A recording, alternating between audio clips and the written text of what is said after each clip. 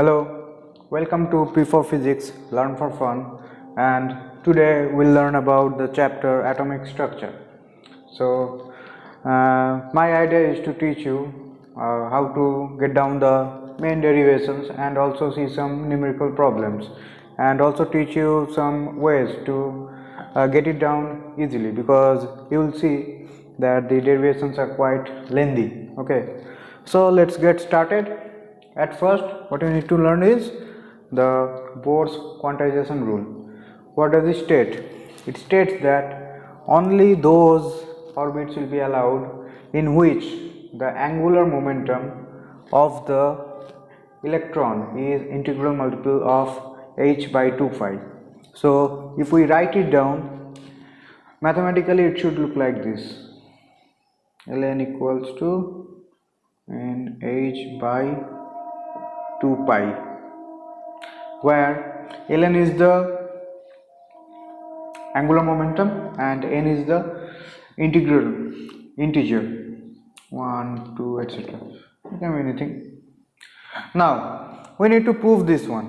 Okay, so to do that, let us consider a nucleus and an electron revolving around the nucleus in a circular orbit of radius Rn with velocity Vn. Yep. Now we need to consider the electron as a wave.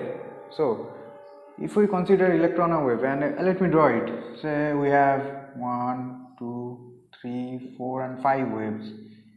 Let's draw it.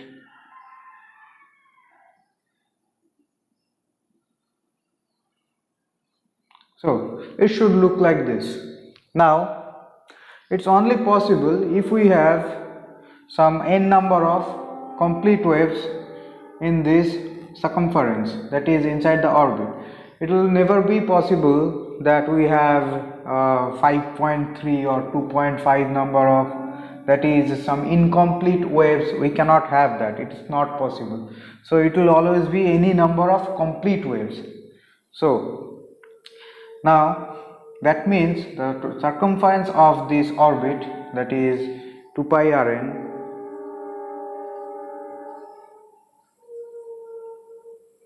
it should be equal to n number of waves. Now each wave has wavelength lambda. So n number of waves will have a total length of n lambda. It's simple to understand. Now let us take de Broglie's equation into account. It states that lambda equals to h by p, where p is the momentum. We can also write it like this, mv, and because in our case v is quantized, we have to write vn. Let's put it here.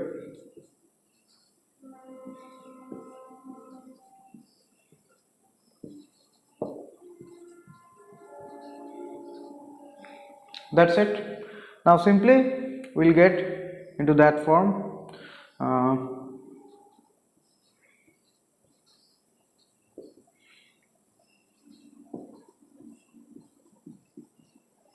Now as we know, if a particle of mass m is rotating with velocity v in a radius Rn, then this mvr gives the angular momentum. We can write it as ln equals to 2 pi, and that's the proof we want. Now remember, the question may also come in the opposite way, like from Bohr's quantization rule, prove de Broglie's hypothesis. So you have to do it in the opposite direction simply. Okay, so it's done. Now let's move on to the next things. Okay, so now we need to find the expression for the radius of the orbit, and also then we'll find the expression for the energy of each quantized orbits. So the basic idea is we have a nucleus and the atomic number is Z, which means there are Z number of protons each having charge equal to electron, that is E. So there is total Ze charge in the nucleus, and there is one electron revolving around this nucleus in a circular path of radius Rn, and it has velocity Vn. So now, as you know, anything, if it wants to rotate around anything or revolve around anything, it needs to have centripetal force. Now in this case, the centripetal force is provided by the electrostatic attraction between these two. So what should we do? We should find the expression for electrostatic force and the centripetal force, simply equate it. So let's do it. We know the electrostatic force is given by 1 by 4 pi epsilon q1 q2 by r square, and that of centripetal force is mv square by r. Now if I apply this for this case, we have q1 equals to Ze and q2 equals to E. So this becomes Ze square, and we have to write R as Rn here and V as Vn. Simply equate it. Okay, so this thing, and yeah, it's pretty much cool. Now we have to get in this equation the principal quantum number, or n, that we saw in the Bohr's quantization rule. So we'll use that, that is mvn Rn equals to nh by 2 pi. So we'll get the expression for Vn from this equation and then put it in this equation. So let's do it. It's not too hard.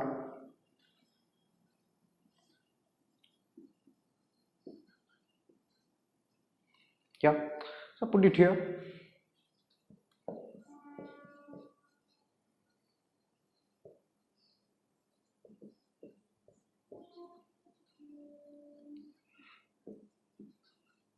Now see that this thing is squared, so we need to square all this before writing. N square, h square, 4 pi square, m square, Rn square. Now we have to simplify to get the equation for Rn. Let's do it. It's pretty much done. Just simple few things. Yeah, this thing. Is there anything left? I don't really think so. So let's get the equation for the radius. So Rn goes there. There is n square, h square, epsilon naught goes there, pi m, and these two comes down, Z square, and this is the required expression for the radius of nth orbit. Now you will also find the expression for energy, velocity if you want, and you may not remember all of those, but you have to memorize this thing, because at least something you need to memorize, because if you are doing it in the exam and there may be something mistake you have done, so you need to know the final format. So please memorize this thing. Okay, so now from here on we need to get the expression for Bohr radius. What is that? That is the radius of the first orbit of hydrogen atom. So now for hydrogen atom, we know that hydrogen atom only has one proton in its nucleus, so Z equals to 1, and also for the first orbit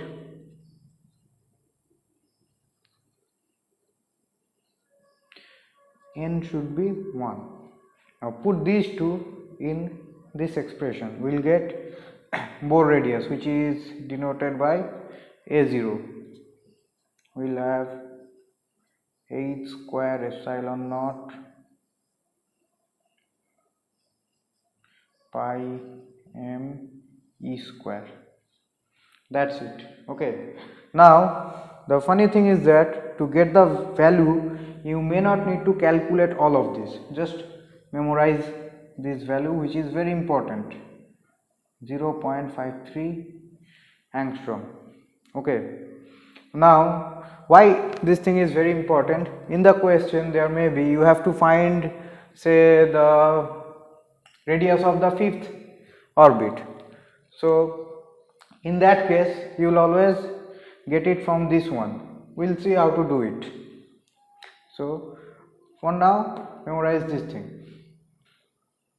Now we'll see how to calculate radius of the other orbits as well.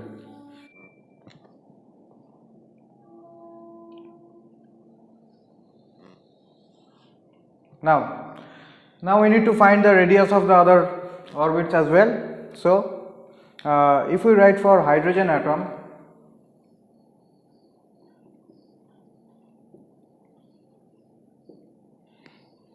we have z equals to 1 and get it from this one actual equation. So Rn becomes n square h square epsilon naught pi m z square. Z is 1, so it's only, yeah. So now look carefully.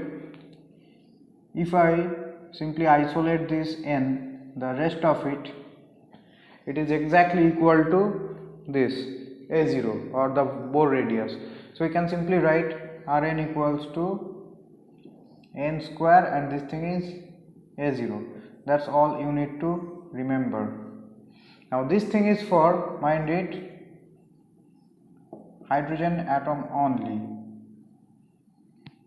Okay, now if you are told to get a radius of some other atoms like say helium plus ion or lithium 2 plus ion, then you will not also need to get take in account the z. So if we look at this expression, there is n square and there is z as the denominator. So we can write it like this: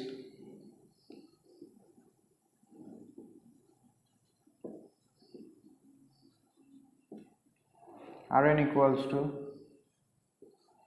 try to isolate these two, n square and z, and the rest you will see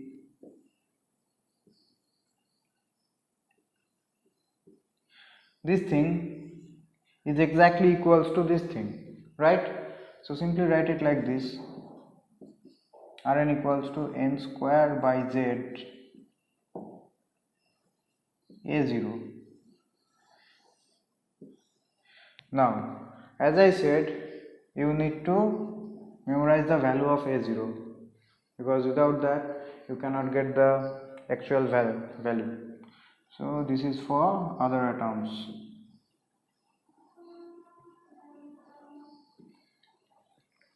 So basically what you need to memorize, this thing, the actual expression for radius, then from there on you can get onto this one by putting z and n equals to 1, the Bohr radius. You may not need to memorize this, you can easily come to this from this one. Then for hydrogen atom, any other orbits, n number of orbits, this is the one you need to memorize, n square a0, and for other atoms, n square by z a0. Okay, so if you remember this one, for hydrogen atom you can put z equals to 1, you will get to that one. Okay, so this is the one, and also this is the one you need to memorize, and also this value, this is very important. Without that you may not get the actual value of all those.